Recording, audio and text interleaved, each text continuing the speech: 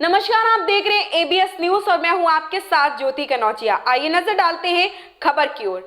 फैजाबाद स्नातक निर्वाचन क्षेत्र से सदस्य विधान परिषद का चुनाव होने जा रहा है। विगत वर्षों में यह चुनाव थके हारे लोगों की शरण स्थली हुआ करती थी, परंतु जब से देवेंद्र प्रताप सिंह इस निर्वाचन क्षेत्र से सदस्य चुने गए, उस समय से इसका पहचान जुझारूपन और सड़क से सदन तक स्नातकों के साथ साथ आम जन के लिए संघर्ष करते रहे।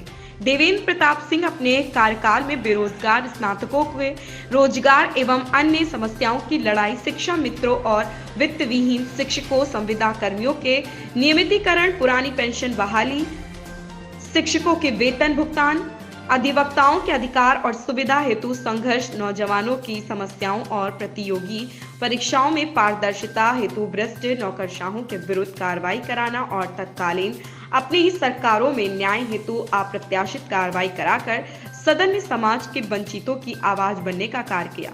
देवेंद्र प्रताप सिंह की पहचान स्नातकों की आवाज के साथ ही समाज के अंतिम पायदान पर खड़े व्यक्ति के हित की लड़ाई सड़क से सदन तक रही।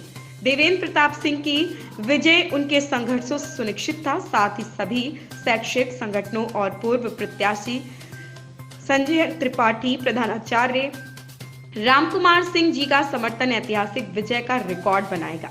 प्रदीप सिंह सिसोदिया ने अपील करते हुए कहा कि 30 जनवरी 2023 दिन सोमवार को अपने विकास खंड पर सुबह 8 बजे से शाम 4 बजे तक उत्तर प्रदेश के उच्च सदन में आम जन की आवाज बनने वाले देवेंद्र प्रताप सिंह के नाम के आगे वहां उपलब्ध पेन से एक लिख कर ऐतिहासिक विजय के साक्षी बने। संत कबीर नगर से जितेंद्र पाठक की रिपोर्ट। 17 जिले का चुनाव है, इसमें 200 से ऊपर के आसपास विधायक का निर्वाचन क्षेत्र का चुनाव होता है। यह चुनाव बहुत पहले थके हारे लोगों की एक शरण स्थली बनी रहती थी उच्च सदन में, जबकि उच्च सदन का जो गठन होता है उसमें योग्य व्यक्तियों का एक चयन होता है कि जो जाके सदन में पढ़े लिखे लोगों की, स्नातकों की बात करेंगे। आदरणीय देवेंद्र प्रताप सिंह जी जब से इस चुनाव में आए, तब से यह चुनाव स्नातकों के, शिक्षकों के, अधिवक्ताओं के और पढ़े लिखे लोगों के साथ साथ आम जन की आवाज बनने का काम यह सदन किया।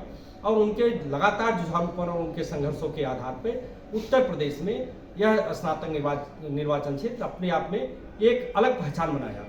इसमें इनके संघर्षों के आधार पर इनका जीत जहां सुनिश्चित ही था, उसी क्रम में पूरे सभी शैक्षिक संगठनों ने और पूर्व प्रत्याशी श्री संजय त्रिपाठी जी और प्रधानाचार्य श्री रामकुमार सिंह जी के समर्थन ने इस चुनाव को एक तरफा करके एक ऐतिहासिक विजय की तरफ ले जाने का कार्य कर रही है। हम सभी मतदाताओं से अपील करते हैं कि नौजवानों की आवाज सदन में उठाने के लिए आदरणीय देवेंद्र प्रताप सिंह जी के नाम के आगे प्रथम वरीयता का 30 तारीख को दिन सोमवार को अपने अपने विकास खंडों में जाके अपना मत देने का कृपा करें। बहुत बहुत धन्यवाद। क्या भाजपा को समर्थन दे रहे हैं क्या? देखिए, भारतीय जनता पार्टी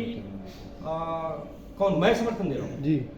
मेरा समर्थन आदरणीय देवेंद्र प्रताप सिंह जी को है। जहां तक आपको भी पता है कि मैं किसी राजनीतिक दल का भी सदस्य नहीं हूं और मेरा पूरा का पूरा जो समर्थन है देवेंद्र प्रताप सिंह जी के आचरण, देवेंद्र प्रताप सिंह जी के क्रियाकलाप और उनके ऐतिहासिक निर्णयों के आधार पर है। उनके जब आप जीवन में जाएंगे तो उन्होंने अपने ही सरकारों के खिलाफ, जनता के मुद्दों पे अपनी सरकारों से उन्होंने संघर्ष करने का काम किया है और आज की डेट में समाज के अंतिम पायदान पे खड़े व्यक्ति के चेहरों पे मुस्कान लाने के लिए, चाहे वो अकलियत समाज हो, चाहे वो दलित समाज हो, चाहे वो पिछड़ा समाज हो, चाहे अगले समाज हो, सबकी आवाज के रूप में आदरणीय देवेंद्र प्रताप सिंह जी ने अपनी एक अलग पहचान बनाई है। निश्चित रूप से देवेंद्र प्रताप सिंह जी किसी दल के सदस्य, किसी दल के उम्मीदवार, भारतीय जनता पार्टी के उम्मीदवार है, लेकिन अगर वो किसी दल के उम्मीदवार न भी होते तो जनता और हम आदरणीय देवेंद्र प्रताप सिंह जी के साथ हमेशा रहते। स्नातकों के लिए अभी तक उन्होंने किया क्या है? स्नातकों की जो लड़ाई है, स्नातकों के हित में जितना अभी आप देखेंगे, इसके पहले जो प्रतियोगी परीक्षाएं होती थी जिनमें बहुत सारे गोलमाल होते थे,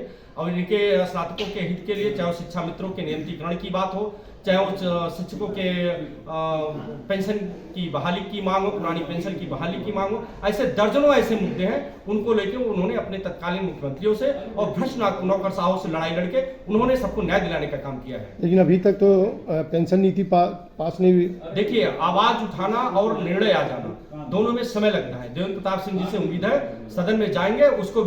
इस खबर में बस इतना ही। बने रहें एबीएस न्यूज के साथ।